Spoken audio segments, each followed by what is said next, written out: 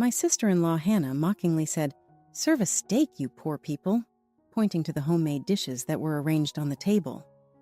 "How are you expecting us to consume such horrible food? Are you even able to offer steak? Are you stingy or poor? Already, serve the meat." Hannah threw her fork away with no care, even though her mother Sarah had carefully prepared the supper for their eagerly anticipated return. Hannah chose to live as she liked and only revealed herself after 5 years, pushing the family company onto David, my husband, and their other son. Robert, her spouse, remained under her egotistical control. "What? This food appears terrible. This is all you have to offer after all this work to come here?" Hannah swore at the plate of food in front of her. Robert was grinning at her. Why had they returned at all? Despite being the oldest son, this was not the appropriate method of getting back together. I was about to lose my mind, but David probably felt more complex and more furious. "This is the very last time we'll be seeing you." David got to his feet and said something inaudible to Robert and Hannah. It was the first time I had ever seen David, who is generally sweet and compassionate, look so serious. Hannah's shocked eyes grew wide. "What are you saying, David?" "I am bidding goodbye. This is the final instance of your disregard for our family. You disrespect the effort and love that went into this dinner by simply showing up when it's convenient for you." David firmly stated, "We're done with this unhealthy relationship." Robert's smile vanished, and he turned to face Hannah, who was now frozen in shock. David went on, "Just because you are related to us by blood doesn't mean you have the right to abuse us like this. You can stop making demands and insulting us. Take off and don't return." Anger reddened Hannah's face, but she remained silent. Rising to her feet, she seized Robert's arm and raced from the house. A weight appeared to lift from the room as the door banged behind them. "Elizabeth William is my name, and I'm a 45-year-old mother. David, the second son of the William family, and I have been married for a period of 12 years. We stay in their family home with our 10-year-old daughter and David's parents. We lived in an apartment close to my parents' house during the first several years of our marriage, until our daughter Emily turned 1. I found enormous comfort in having my mother nearby during my Hannah, labor, and postpartum time. Even though I would have loved to be close to my mom until Emily was a little older, a family meeting 9 years ago caused everything to shift. Hannah, Robert's wife, raised the subject of what would happen to the house in the future. Hannah, who is the same age as me but wears beautiful clothes and has a youthful confidence when she speaks, addressed it in a way that suggested she found it bothersome. David's elder brother Robert lacks strength of character and is powerless against Hannah. But when it comes to my husband, David, and his parents, Sarah and Kevin, he constantly acts tough. He seemed hopeless to me after hopping about from job to job, saying everything wasn't the proper fit for him. Then, sounding even more irritated, the helpless person blurted out, "Let's get this over with." We had received a hazy notice that David and I were being called to talk about our future. It was somewhat of a relief that there didn't seem to be any health issues for Sarah or Kevin, since I had been concerned. In order to avoid her interfering with the conversation, I left my daughter Emily with my mother. "I apologize. We appreciate your presence despite your hectic schedules. Really, instead of driving all the way out to this remote region, we could have taken care of things over the phone. Anyway, let's get going right away." For some reason, Sarah and Kevin sat in front of us, appearing sorry. They looked smaller than usual, and I pitied them a little. Although we've made it this far, our bodies haven't been cooperating lately. We're considering stepping down at this point. Go down on a step? Are you referring to closing the store or retiring? David looked a little taken aback. The family-owned company was a modest construction firm. With the exception of Sarah, who oversaw the office, there were roughly 3 workers, and the company had operated in the town for 40 years without being impacted by the state of the economy. We considered closing it but there are still projects we're working on, and some that may come up. To check whether there was a way to continue, we gave you a call. David, we want you to take over because of this. You can't just throw this at me. Wait a second. I have my family and my career. You have a more flexible schedule. You're the better option because you're a parent. I take it that your child is content in nature. Furthermore, wouldn't it be wonderful if she moved in with her grandparents? My mind was racing as I attempted to digest the news. So you're saying David should leave his job to take over the construction business, and we should move here as a family to live with Kevin and Sarah? Exactly. You appear to be a perfect fit for a rural lifestyle. You are essential to us. There's no way we can make a choice that matters on the spot, David stated. Hannah casually remarked, well, they might as well simply close down the company otherwise. But, David, do you realize that won't work? Take into account our parents' feelings and accept this willingly. But there is a possibility of you guys taking over the business, right, Robert? No, Hannah can't survive living here. She's a city girl. Additionally, there will be caregiving duties in the event that Mom and Dad become ill.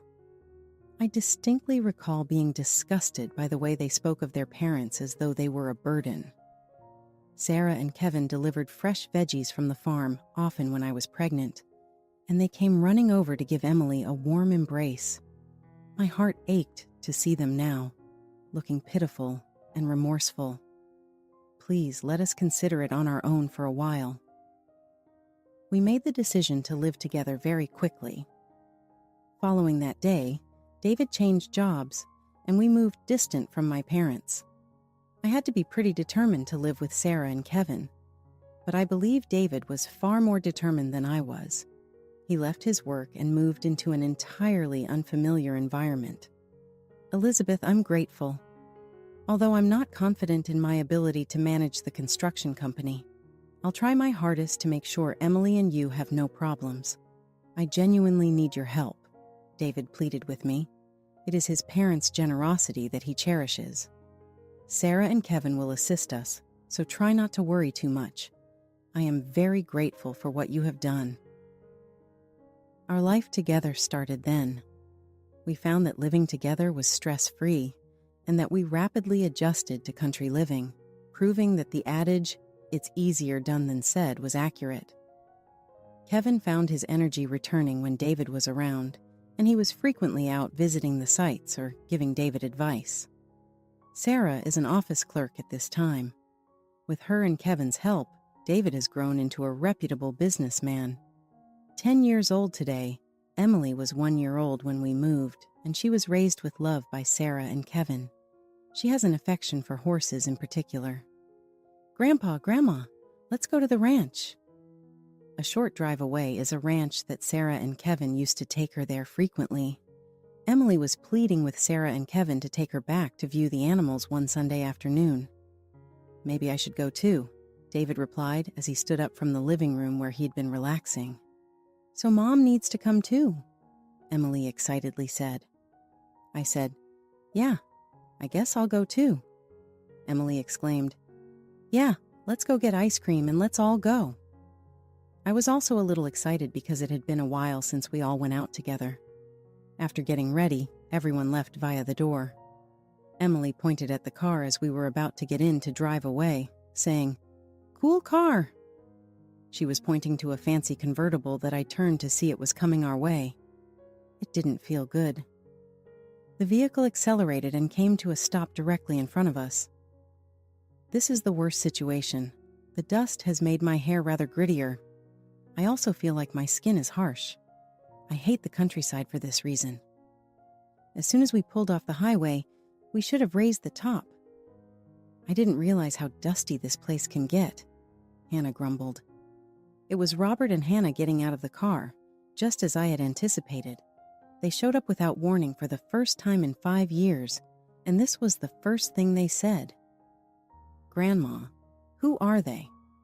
It makes sense that you wouldn't recall since you haven't seen them in a while. This is the oldest brother and his wife. Emily said, "Hello," but Robert and Hannah didn't even give her a sidelong glance. What's happening? What has brought you here suddenly? David inquired. Do we need a reason to call this my family hall, meeting them after 5 years? They seemed even more disagreeable than they had been. Nevertheless, Sarah grinned and said, seemingly in awe of Robert, Obviously not. I'm happy you arrived. We were going to the ranch shortly. Would you be interested in joining us? The property? Why would I visit a location where there is an animal stench? Hannah gave a smirk. I just wanted them to go away. What drew them to this place? Emily was excited and didn't care that I was irritated. The ranch is odor-free. The creatures are adorable. Join us. Hey, tell this kid something. Robert grumbled. What is it? Okay, once more. What is your name? I'm Elizabeth. They couldn't even remember my name. You're correct, Elizabeth. Look, we're exhausted after spending so much time in the car. Before taking us outside, shouldn't you offer us some coffee and give us some time to relax? I apologize. I'm going to get some coffee now. Please enter. I opened the door and let them inside, trying not to show my unease. Mom, what about the ranch? With disappointment welling up in her eyes, Emily questioned. I apologize. Emily seemed like she was going to cry, so I whispered to her, We'll definitely go on the next break. Emily is still a child, but she has grown up a little, and she appeared to understand what I was going through. Emily said, Okay, I'll go play with my friends then, and walked out of the house. Then everyone went into the living room to sit, except Emily. Nothing about this house has changed. Will you not renovate it? I take it you're working now? Things appear to be going smoothly, Hannah remarked as she scanned her surroundings. I like the old design, but eventually we'll need to make some updates, I responded. Are you serious? Therefore, you must have saved a significant amount by now. Not really. We need to save some money since in the building industry, you never know what can happen. We're not in dire straits, but we're also not exactly flush with cash either. Hannah continued to stare at me. You still dress like you shop at discount stores, she added mockingly. She still felt the same way for me. If things are going well for you, you ought to invest a little more in clothing. Most likely, all you're doing is hoarding money and conserving it. They came in a fancy car and were dressed in expensive brand clothing, so it seemed odd how much they were asking about our financial situation. They must have been living rather comfortably, in my opinion. Why in the world are they here? To boast of their luxurious lifestyle? It was difficult to accept that they had come for no other reason than to visit Sarah and Kevin, but it was also difficult to accept that they had done so. Hey, really, are you simply offering us coffee? You know, we haven't had lunch, Robert said, glancing eagerly at us. 3 o'clock on the clock. Hannah, looking irritated, took out a cigarette. I apologize. I forgot to do it. I'll start preparing something immediately. I quickly got up and went to the kitchen. Sarah trailed after me. Sarah, let me handle this. You have to go speak with them. You haven't seen them in a while, I added. The last time they had seen Robert and Hannah was 5 years ago. I had no doubt Sarah was pleased to see them, despite their quirks. I want to make something for them because it's been a long time. Sarah brightened my bad mood with a warm smile and continued, It won't be fancy, though. I wished that one day I would have her level of grace. Then I'll be working for you, Sarah. Sarah is an amazing chef, so she didn't really need help. She expertly created many delectable dinners using whatever was in the refrigerator, while I cooked only one. After carrying them, we placed the dishes on the table. There was now plenty of delicious food on the table. I apologize for the wait. You haven't eaten any of Sarah's cuisine in a while, right? Help yourselves, please, I said. But Hannah threw the fork aside and didn't even try to hide her disapproval. What? This food appears terrible. This is all you have to offer after all this work to come here? Startled by what I heard, I composed myself enough to inquire. Is there something you don't like? That's not what I'm saying. Hannah uttered even harsher words, perhaps agitated by hunger. Sarah created the food with love, even though it might not be fancy. How could she say things like that? Anger and grief consumed me. So tell me what you mean. You poor people serve themselves a steak. Hannah lost her temper. How are you expecting us to consume such horrible food? Are you even able to offer steak?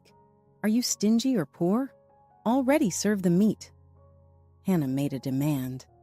Robert only grinned as he saw her ridiculous actions. My breaking moment had arrived. I'd swallowed my pride many times before, but this was too much to forgive. I couldn't bear the feeling that Sarah's heart was being crushed. I opened my mouth to respond, but David got up before I could get my mouth working again. This is the last time we'll be seeing you. What? Hannah appeared surprised. David had never had such a severe expression on his face. Usually he was so sensitive. For a brief while, Hannah appeared shocked. What do you mean by last time? Robert appeared flustered now, having before smirked at the circumstances. It has the exact same meaning as it sounds. There won't be another meeting between us. When did you become so powerful and successful merely by taking over the company? Avoid becoming arrogant. Since I'm the oldest son, I have power in our home. All you did was be born before me. You have not done anything in your capacity as the family's eldest son. Robert responded, You don't have any authority over this house, getting to his feet and balling his fists. Despite his often feeble demeanor, his face brightened red. I pondered who he took after, in contrast to Sarah, Kevin, and David, who were all very composed. Stop it. This is going to get messy, I muttered, getting anxious. Hannah intervened when Robert appeared to be about to strike David. If you would like this to be our final meeting, I will make sure it is. However, it won't be given away. You realize that we're grown-ups, right? So, that's it. It finally made sense to me why they appeared out of nowhere. Their purpose was to request money. When money is involved, these two are always present. I had forgotten since it had been 5 years, but David didn't panic. I recognize. I've been looking forward to today. David grinned. Hannah became alarmed by his composed reply. Yes, this day has been anxiously anticipated by all of us. David said coolly, Everyone in the community. We couldn't wait for this day to come. What does that mean to you? David had never told me about anything like. What topic are you discussing? Are you crazy now? Hannah was losing her cool, in contrast to David's. I'm happy you arrived earlier than anticipated. To be honest, I felt awful for holding the people waiting any longer, David said in a composed manner. You're implying that we've been keeping everyone waiting here? It's beyond me. Tell me what you mean, Hannah murmured, her understanding failing her in a panic. Do you have any idea what he's talking about? Robert questioned tremblingly. No, not at all. You ought to know what to do here, David said in a cool tone. David opened a drawer, took out a stack of papers, and gave them to Hannah and Robert, who were both dumbfounded. What? What is this? When Robert turned the stack and saw what was inside, he stammered. You do realize now, don't you? David firmly remarked. Don't tell me these don't appear familiar. What is this whole thing?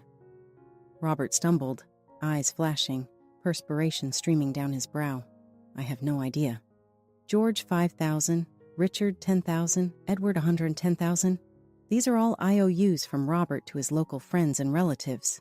David started reading aloud from the papers. Should I go through them all? Stop it! Robert hastily grabbed the stack of papers from David. What debt? Do you also owe money here? I'll see. After Robert had taken the stack of papers from David, Hannah seized them from him and started going over each one. $5,000, $10,000, $3,000. What is this? What on earth is this? It's all borrowed money from Robert. Over $100,000 is involved. You must be joking with me. Why did you take out so much debt? Did you mislead me? Hannah hurled the bundle of documents towards Robert.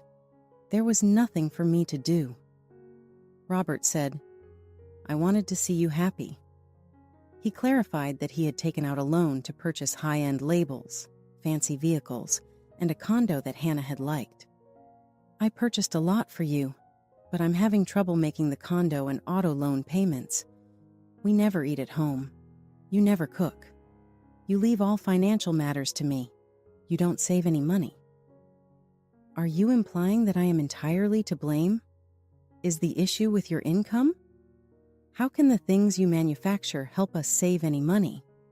And who is the one who consistently loses because they are an awful gambler? I apologize, but you also take a chance on me. You always persuade me to borrow more because we'll win the next time, even if we lose. Robert acknowledged, You're the one who forced me to utilize the credit cards for loans. From an early age, Robert had a passion for gaming. He used to gamble with his whole paycheck before he was married, not only on weekends, but also on weekdays when he had free time. When he got engaged to Hannah, Robert was short on funds and promised Sarah and Kevin that he would be more serious from then on, so they had helped him out, David had previously informed me. He kept gambling in spite of this confidence, and Hannah, who later married Robert, became heavily involved as well. They most likely come here in desperation for cash after accruing large credit card debt. This is why it seems sense that Hannah, who had a fiery temper, would become enraged upon learning of their new debts. Why do you keep collecting debt? You're not even making enough money to repay it. Hannah let out a furious cry. I completed everything for you. My goal was to bring you joy. Stop talking. Quit placing all the blame on me. Robert answered with a yell. It had escaped my notice that Robert had borrowed money from almost everyone in the community. David must have wished to keep the worry to himself. Although this course of events astonished me, it wasn't shocking that Robert and Hannah had ended themselves in this situation because they had been living beyond their means. Why don't you calm down and have some coffee? In an attempt to defuse the situation, I proposed. Hannah gave me a fierce look. Why do you act so sweet on the outside? Don't you think we deserve this, most likely? You are entirely to blame for not allowing Robert to take over the construction company. Fix it then. Aren't we family? Now Hannah was furious with our family as well. Her claims were illogical and absurd. Had she forgotten that she'd said no to living here in the country 9 years ago?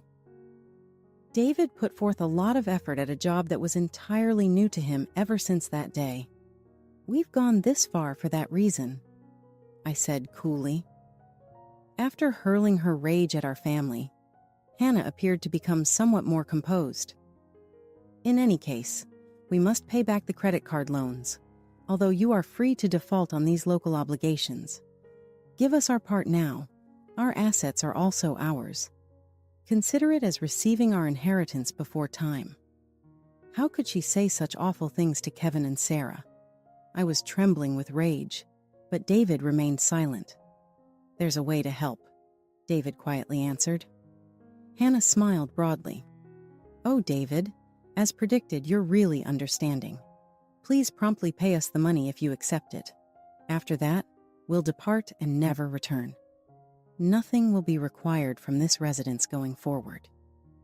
Calmly, all right, I'll give it to you, David replied.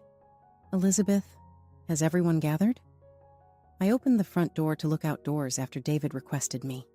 The villagers were already assembled. David told me to please call them in right away. It was shortly after Robert and Hannah arrived that he had requested me to do this. The phone numbers of those currently gathering were on the list he handed me. I had gotten in touch with them for an unknown purpose. I opened the yard to everyone. I had no idea how many people were there, but the spacious yard was crowded with neighborhood residents. They were all individuals who had given Robert loans that were not reimbursed. Subsequently, I learned that David was aware of Robert and Hannah's overwhelming credit card debt and was unable to identify a way out. Several credit card companies have been contacting David and Kevin because Robert had added them as contacts without getting their consent. David had therefore expected that they would soon come pleading for money. "Just give it a little more time, please. Hannah and Robert will return, no doubt about it." David told the villagers, "When they do, I want to repay you in front of them." David made his way to every home and begged the villagers to be understanding. Following Kevin's departure, David worked with sincerity and devotion, appreciating his interpersonal connections. Everyone had faith in him. Unaware that Robert and Hannah would immediately enter the battle, David and the villagers who had faith in him had excitedly anticipated this day. Robert was mute and unable to look at anyone in the uncomfortable environment, and those around him were clearly mocking him. Determined to keep his word, David spoke to each person directly, offering heartfelt regrets and paying Robert's obligations in front of him. Besides David, Sarah and Kevin likewise apologized to all of them, looking really embarrassed. I added, "I apologize as well, because I could take no more of the pain. Stop. We own that money, don't we? Put an end to it." Beside the expressions of Sarah and Kevin, who were impassive, Hannah's voice soared wildly. She surged for David, trying to grab the cash-filled envelopes from his hands. But Kevin, who had remained silent up until that point, shouted up, his voice low and firm, drawing attention for the first time. "I refuse to let you treat these people disrespectfully any longer," Kevin said, breaking the tension.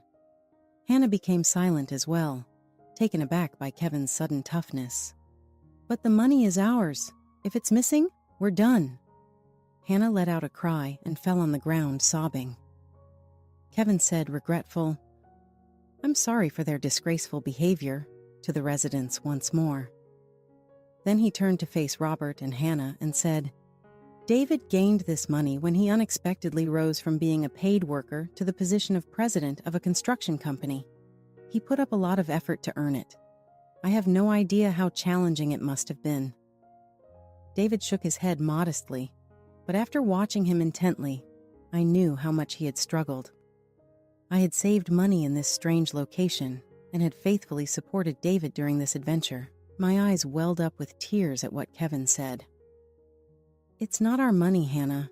You two didn't want to live in the country, so you pushed the construction firm upon David and Elizabeth, and now you have the audacity to say that. Do you lack self-respect?" Robert and Hannah were unable to speak because of the weight of Kevin's remarks, which weighed heavily in the air.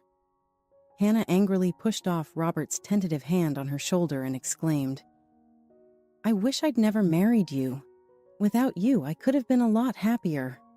Kevin remarked gently, "It wouldn't have mattered who she married. She always wants more money and never has enough, enjoying the excitement of living a flamboyant lifestyle. She never tries to modify herself. Instead, she places the blame on others."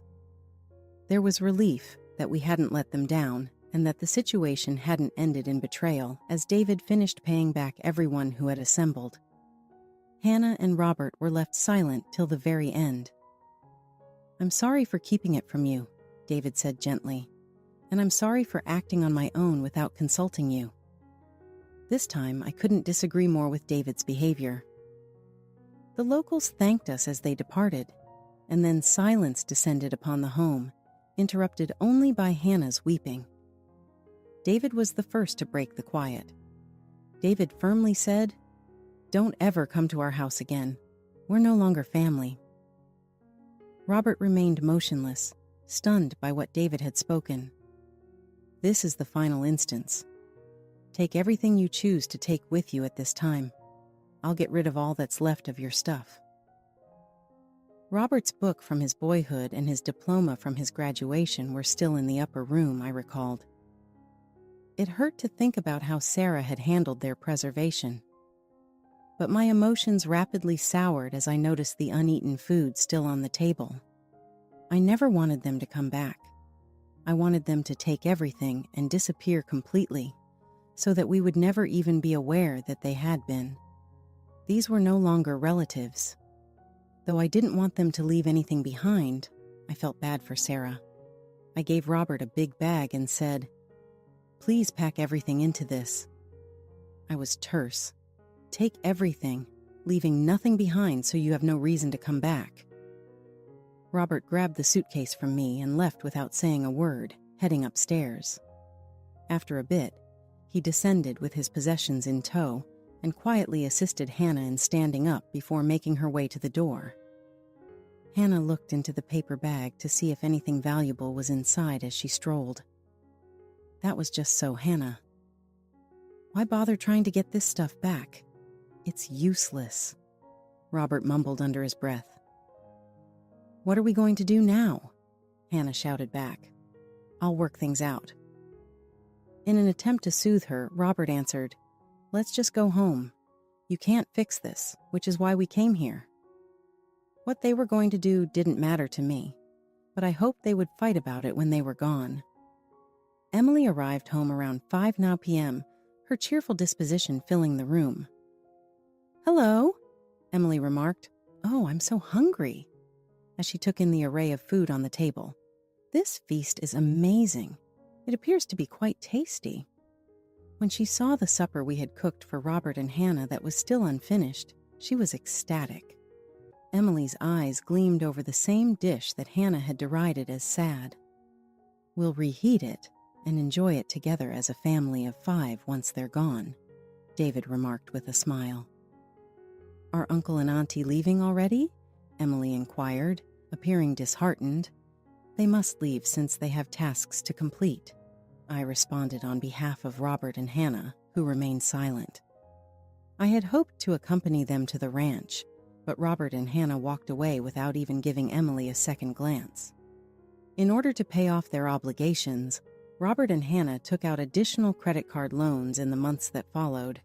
They also continued to gamble and daydream about a huge jackpot that would never materialize. However, the tide did not turn, and when they were in serious financial trouble once more, Robert shamelessly tried to borrow money from his local friends.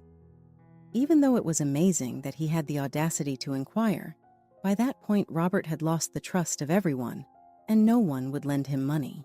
They were forced to surrender their apartment due to default on the loan and had no one to assist them. They, of course, also lost their fancy convertible. They eventually filed for bankruptcy. When the hospital called us, we found out they were admitted for addiction treatment because they were unable to pay their costs. David wasn't aware that the hospital had placed him as the guarantor, and he didn't want to pay the cost. We're not sure what happened to them after they were unable to pay their hospital expenses, and we'd prefer not to know. They have left our life behind. It had been a year since that incident. David seems to have a knack for running his own company. The building company is still expanding, and its workforce has grown. Kevin is more excited than ever and has no intention of retiring. Amidst the tranquility of their days, Elizabeth found solace in the harmonious routines she shared with David, Sarah, and Emily. Their home echoed with laughter and the warmth of shared chores and occasional office tasks that Sarah assisted with, blending into a fulfilling daily life. On a rare day off, Elizabeth suggested a family outing. "Where shall we go?" she asked, considering Emily's love for animals. Sarah's eyes twinkled with a smile. "How about the ranch?" she proposed, knowing it would delight Emily. "I'll whip up some lunch quickly," Elizabeth offered cheerfully. As they prepared, Emily, eager for the adventure, chirped, "Grandma's lunch." Meanwhile, David savored a lazy Sunday morning, while the house echoed with laughter and the sound of cards being shuffled. Emily challenged David to a game, promising, "I won't go easy on you, Grandpa." The simple joy of these quiet moments filled Elizabeth with gratitude. As she donned her apron and joined Sarah in the kitchen, she silently wished for this happiness to endure forever.